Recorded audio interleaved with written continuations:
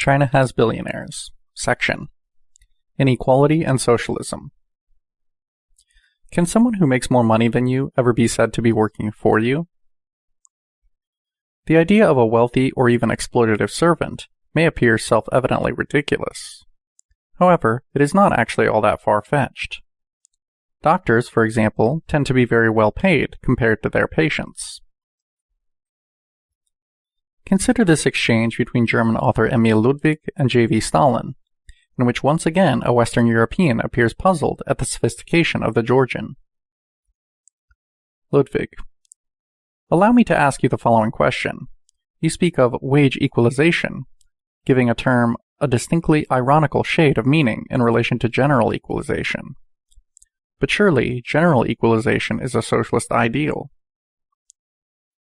Stalin: The kind of socialism under which everybody would get the same pay, an equal quantity of meat, and an equal quantity of bread, would wear the same clothes, and receive the same goods in the same quantities. Such a socialism is unknown to Marxism. All that Marxism says is that until classes have been finally abolished, and until labor has been transformed from a means of subsistence into the prime want of man, into voluntary labor for society, people will be paid for their labor according to the work performed. Quote, from each according to his ability, to each according to his work. Such is the Marxist formula of socialism, i.e., the formula of the first stage of communism, the first stage of communist society. Only at the higher stage of communism, only in its higher phase, will each one, working according to his ability, be recompensed for his work according to his needs. Quote, from each according to his ability, to each according to his needs. It is quite clear that people's needs vary and will continue to vary under socialism. Socialism has never denied that people differ in their tastes, and in the quantity and quality of their needs. Read how Marx criticized Stirner for his leaning towards equalitarianism. Read Marx's criticism of the Gotha program in 1875. Read the subsequent works of Marx, Engels, and Lenin, and you will see how sharply they attack equalitarianism. Equalitarianism owes its origin to the individual peasant type of mentality, the psychology of share and share alike, the psychology of primitive peasant communism. Equalitarianism has nothing in common with Marxist socialism. Only people who are unacquainted with Marxism can have the primitive notion that the Russian Bolsheviks want to pool all wealth and then share it out equally. That is the notion of people who have nothing in common with Marxism. That is how such people as the primitive, quote, communists of the time of Cromwell and the French Revolution pictured communism to themselves. But Marxism and the Russian Bolsheviks have nothing in common with such equalitarian, quote, communists. End quote. Income inequality rhetoric ignores that a class can reap the benefits of work via public investment, e.g. a bullet train, even if bosses make more as individuals. Working Chinese people are seeing the fruits of their labor, despite billionaires and inequality. To recriminate them for not demanding more is recriminating the virtue of patience.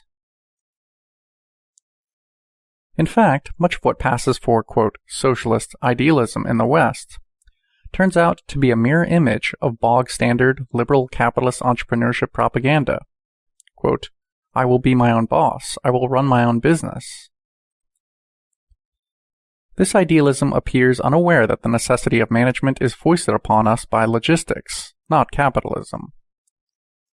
Denial of this reality results in fantasies of perfect synchrony between perfectly autonomous anarchists. The, quote, fully automated luxury communism dream, embraced more by pundits with cushy lives than working people, also reveals a dark truth.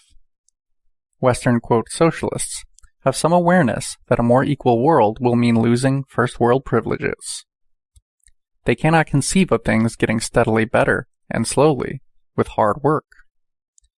And so they are forced to denigrate the Chinese road of self-sacrifice in favor of leisure-driven utopianism.